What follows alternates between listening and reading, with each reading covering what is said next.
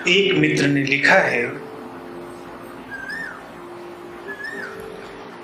2 दिन पहले मैं कार से आ रहा था। अचानक एक सुनसान जगह पर मैंने कार किनारे रोक दी और सीट से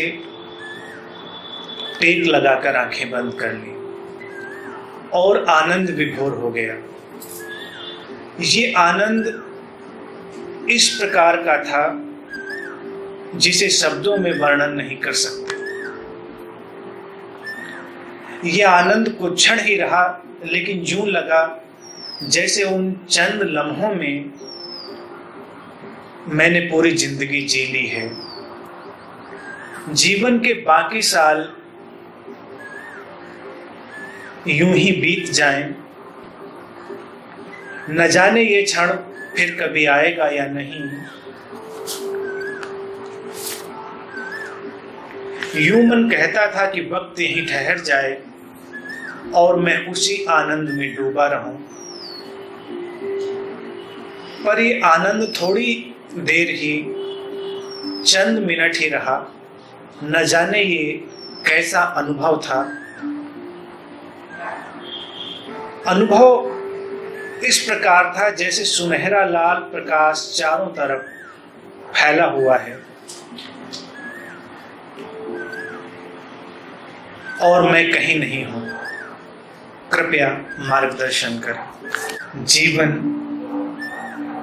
आनंद की एक यात्रा है। जाने क्यों हम उसे विषाद की यात्रा बना लेते हैं। विषाद हमारी खोज है, हमारा आविष्कार है। आनंद मौलिक है, स्वाभाविक है, जन्मजात है। लेकिन फिर ऐसा क्यों होता है कि आनंद के कुछ क्षण हमारे पास आते हैं और बाकी जीवन यूं ही बिना आनंद के बीत जाता है। शायद कहीं हमारे पूरे जीवन की प्रक्रिया में कोई कमी रह गई है। शायद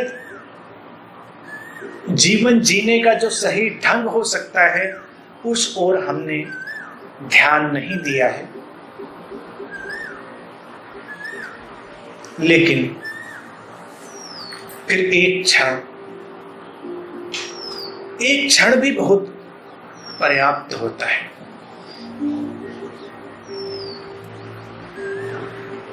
वस्तुतः जीवन तो एक क्षण में ही बदलता है। तैयारी करने में वर्षों लग जाते हैं। किसी भी यात्रा की ओर बढ़ने में जन्मों लग सकते हैं, लेकिन मंजिल क्षण भर में घटती। मंजिल पर तुम क्षण भर में पहुंचते हो, उसमें समय नहीं लगता, वो समयातीत है। समय से समयातीत की यात्रा है आनंद की यात्रा। तो अचानक कार से यात्रा करते करते तुम्हें लगा कि एक क्षण किनारे कार को रोक ले और उस क्षण के रुकने में तुम गहरे आनंद में डूब गए।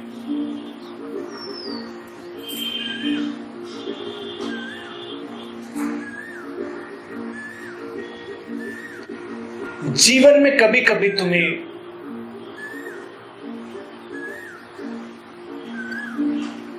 विश्राम लेना पड़ता है। हम यूं ही भागे चले जा रहे हैं,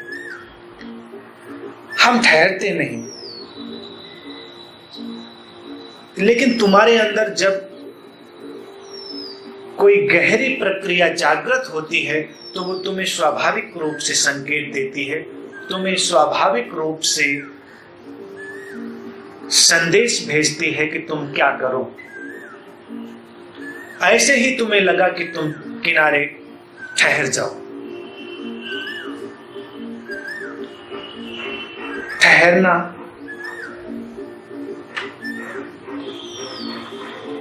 जितना मामूली दिखाई देता है उतना ही दुर्लभ है। तुम यात्रा में रहो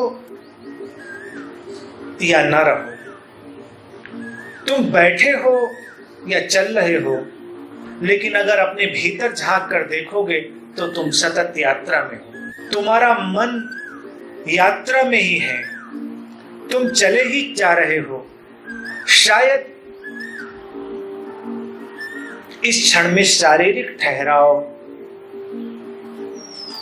के साथ साथ तुम्हारे भीतर आंतरिक ठहराव भी आया होगा। ठहरने की मांग शरीर की नहीं होती, वो तुम्हारे मन की होगी। तुम्हारा मन जो लगातार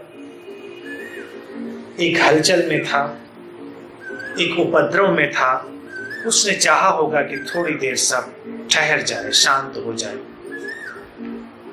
कई बार ऐसे ही आंतरिक ठहराव के क्षणों में तुम अपने आनंद के निकट आ जाते हो, अपने आंतरिक स्रोत के निकट आ जाते हो। कभी कभी ये भी अच्छा होगा कि तुम कहीं दूर प्रकृति के पास चले जाओ और वहां पर अकेले विश्राम पूर्ण बने रहो।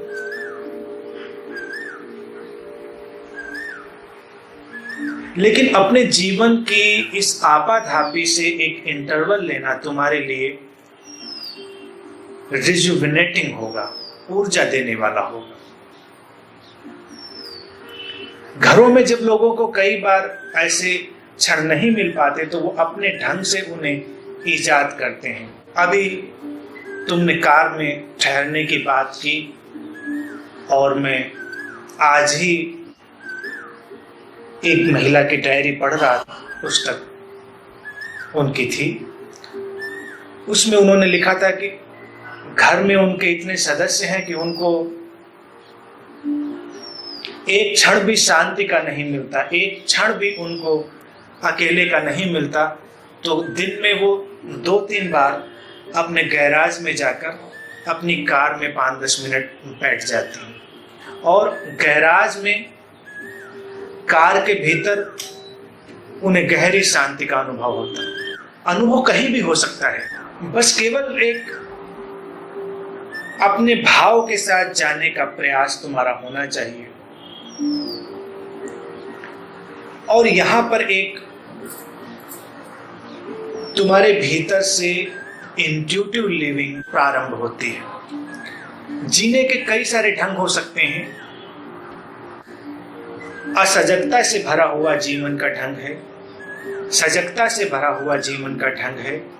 और जब तुम सजगता से जीवन को जीना प्रारंभ करते हो तो तुम्हारे भीतर अंतः प्रज्ञा सक्रिय होती है, इंट्यूटिव लिविंग सक्रिय होती है। स्वतः ही तुम्हारे भीतर से बहुत सारे संकेत आते हैं कि तुम्हें क्या करना है, तुम्हें क्या नहीं करना है, कब तुम्हें चल देना है, कब तुम्हें रुक जाना है, कब तुम्हें बोलना है, कब तुम्हें चुप हो जाना है। तुम अपने आसपास के सूक्ष्म जगत के प्रति और अधिक संवेदनशील होने लगते हो। तुम हो रहे हो। ये शुभ है कि तुम अपने आसपास फैले हुए इस विराट सूक्ष्म जगत के प्रति और संवेदनशील हो। यही अनंत पथ की यात्रा है। यही जीवन को विस्तार देती है और विस्तार का कोई भी भाव तुम्हें आनंदित करता है। सिकुड़ने का कोई भी भाव तुम्हें विषाद से भरता है। तुम जब बच्चे थे तब तुम्हें सिकुड़ने का ये भाव नहीं था। फिर जैसे जैसे तुम बड़े होते जाते हो तुम हर तल पर सिकुड़ने लगते हो और विस्तार में एक ही चीज रह जाती है, वो तुम्हारा अहंकार, तुम्हारा ईगो। ईगो जिसे हम कहते हैं, जिसे अहंकार कहते हैं, वो तुम्हारे केंद्र की झूठी अनुभूति है, उसका सब्स्टिट्यूट है, उसका रिप्लेसमेंट है। एक ध्यानी फिर से अपने केंद्र को खोजता है। जब केंद्र को वो एक बार खोज पाता है तो उसका अहंकार बिना किसी आवाज के गिर जाता है, बिना किसी एहसास के। इस एहसास के बिना भी कि अहंकार गिर रहा है, और यहीं पर तुम्हें सावधान होने की जरूरत है। जब कोई पुरानी बीमारी जाती है तो जाने से पहले वो अंतिम बार तुम्हें पकड़ना चाहती है। तो अब तुम और जागो, देखो कि कहीं पुरानी बीमारी तुम्हें फिर से पकड़ न ले। अपने भीतर और संवेदनशीलता और करुणा और समर्पण पैदा करो और निरंतर जागे रहो।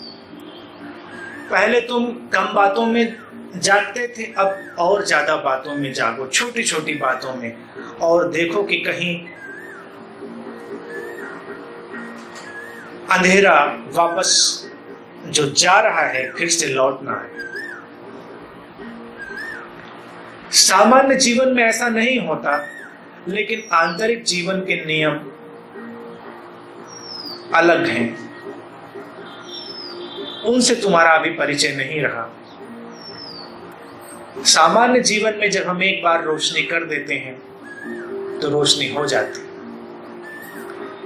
आंतरिक जीवन में जब एक बार किरण प्रवेश करती है तो उसे बड़े जतन से संभालना पड़ता है। जतन से संभालना, यत्न पूर्वक उस पर काम करना, ये आवश्यक हो जाता है। तो ये आनंद सुंदर तो है ही, लेकिन तुम्हारे भीतर एक और जिम्मेदारी को लेकर आ रहा है कि और जागो,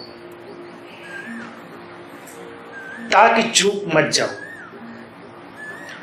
तुम ठीक उस संधि काल पर हो। तुम शायद अपने बारे में ठीक से ना जान रहे हो, लेकिन तुम ठीक उस संधि काल पर हो जहां पर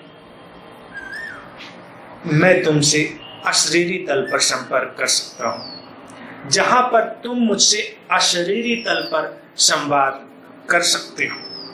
कभी कभी अचानक हो सकता है घट भी जाता हो, लेकिन अभी जो भी घटता हुआ तुम्हें अनुभव में आएगा वो संयोगिक है, उस पर तुम्हारा कोई सजग प्रयास नहीं है, लेकिन तुम सजग होकर उस अशरीरी जगत में प्रवेश कर सकते हो। दुख शरीर के तल पर है, और शरीर से पार जो हो जाता है उसे कोई दुख नहीं रहता। शरीर से पार होने का अर्थ ये नहीं है कि तुम शरीर को छोड़ देते हो। शरीर से पार होने का इतना ही अर्थ है कि शरीर के पार तुम्हारी जो संभावनाएं हैं, जो सूक्ष्मतर जगत हैं, उनसे तुम संबंधित हो जाते हो। जो सूक्ष्म होते हुए आयाम हैं, उनका तुम्हें दर्शन होने लगता है। ये अनुभव तुम्हें मुक्ति भी देते हैं और तुम्हें विस्तार भी। तो एक एक क्षण के प्रति चौकन्ने बने रहना, अंदर से उठते हुए संकेतों और संदेशों को समझना। कई बार तुम्हें मैं सीधे सामने भी संकेत दूंगा, और कई बार बस केवल प्रयोग करने के लिए तुम्हारे भीतर से भी संकेत दूंगा, और फिर हम धीरे धीरे देखेंगे कि तुम कैसे और कब, कितनी मात्रा में उन संकेतों को पकड़ने में कुशल हो रहे हो। जैसे जैसे तुम्हारी कुशलता और सजगता बढ़ेगी, तुम इस शरीर से मुक्त होने लगोगे, और फिर आनंद एक क्षण में सीमित नहीं रहता, आनंद ही तुम्हारा जीवन हो जाता है। आनंद के बारे में तुम्हारी जानी समझी धारणाएं गिर जाती। आनंद अबूझ है।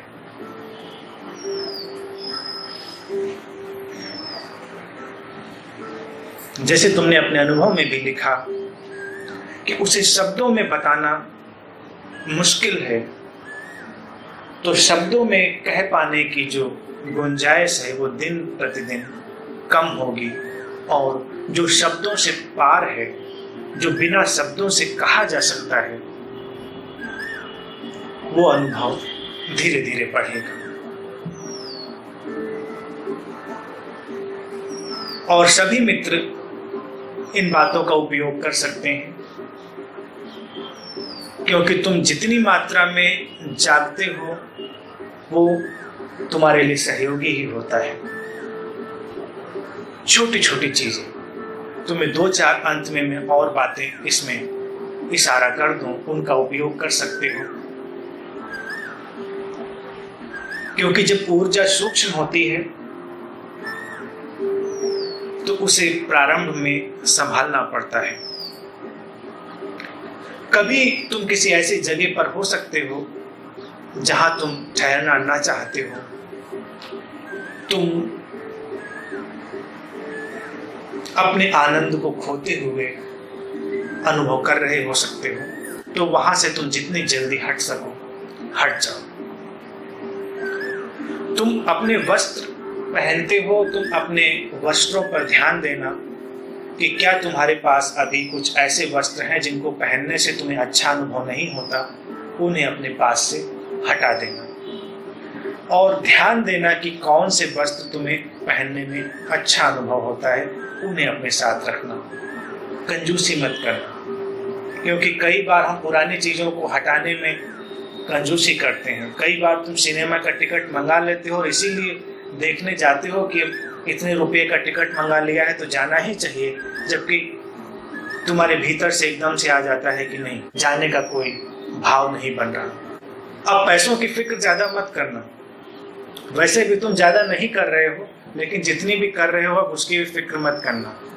वो नुकसान हो तो होने देना, लेकिन अपनी शांति, अपने आनंद और अपनी ऊर्जा पर ध्यान अधिक रखना, उसे अधिक कीमत देना। अपने संबंधों और मित्रों के दायरे में भी तुम देखना कि कहाँ पर ये अनुभव घटते हैं जो तुम्हें विस्तार देने वाले और सिकोड़ने वाले होते हैं, उन पर भी सावधान होना। व्यर्थ की गपशप से तुम शायद पहले ही दूर हो रहे हो और अधिक दूर हो जाना। जितना आवश्यक हो उतना बोलना, जितना आवश्यक ना हो वो मत बोलना। पुस्तकों के बारे में भी यही भाव रखना। कोई पुस्तक पढ़नी हो तो एकदम से पढ़ने मत लगना। संसार में करोड़ों पुस्तकें, अगर कोई पढ़ने पर ही आ जाए तो कई जन्म लेता चला जाए, फिर भी पूरा नहीं पढ़ेगा। तुम्हारे लिए क्या जरूरी है ये बात ध्यान देने की है। तुम्हारे लिए क्या उपयोगी है, तो पुस्तक को अपने हाथ में लेना, उसकी ऊर्जा को अनुभव करना, देखना वो क्या कहती है। क्या वो पढ़ने के लिए कहती है? क्या उसके पन्ने तुम्हें खोलने हैं? अगर लगे खोलने हैं तो खोलना, अन्यथा उसे रख देना।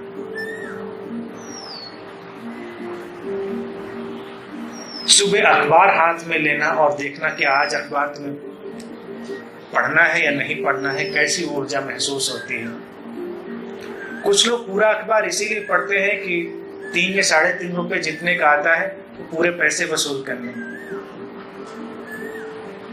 उनको लगता है 3.5 रुपए का अखबार लिया है, अगर पढ़ेंगे नहीं पूरा तो पैसे बेकार जाएंगे। अगर तुम्हारे अंदर से भाव उठे तो देखना, अन्यथा उसे रख देना। अपने आसपास के रंगों, अपने आसपास की वस्तुएं, इन सब पर ये प्रयोग करना, और फिर तुम देखोगे आनंद तुम्हारे जीवन में आए, उसका रास्ता साफ हो रहा है, उसका मार्ग प्रशस्त हो रहा है। आनंद का अनुभव ऐसे ही है जैसे किसी प्रिय की स्वागत की तैयारी करना, घर को सजाना, स्वच्छ करना, अपने आप को सुंदर करना। आनंद और सौंदर्य का संबंध है। सौंदर्य आनंद की ओर ले जाता है, आनंद सौंदर्य की ओर ले जाता है, और दोनों एक साथ मिलकर सत्य की ओर ले जाते हैं। और फिर जब सत्य की ओर जाने की यात्रा होने लगती है तो तुमसे जो होता है शुभ होता है।